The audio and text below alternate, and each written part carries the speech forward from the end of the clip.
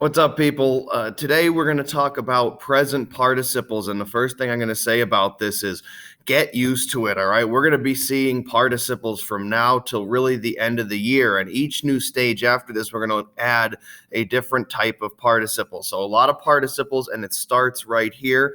Let me just go through the slides and give you a little tip at the end to help you to start here with present participles at least. So we start off with this. Participles are verbal adjectives. That means that they are verb forms which describe nouns. So at the root of a participle is an action. That's where the verb form comes into play.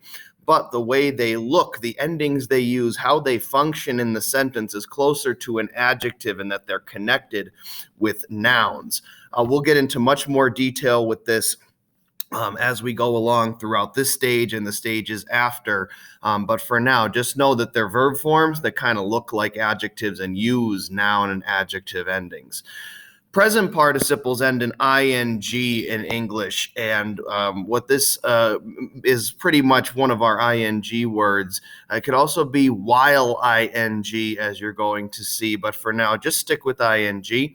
In Latin, present participles end in ns, as in recumbens here has an ns at the end, or have an nt before third declension endings, like lacrimantes. Notice that nt is in the middle, not at the end. If nt is at the end of a word, we know it means they, like lacrimant would be they are crying. Lacrimantes has an nt in the middle before a third declension ending, like em, es, ibus, for example.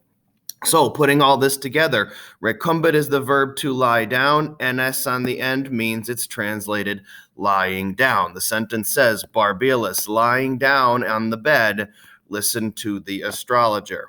Similarly, lacrimantes, we know it's the verb to cry. We see the NT before a third declension ending, and so we're going to translate this crying.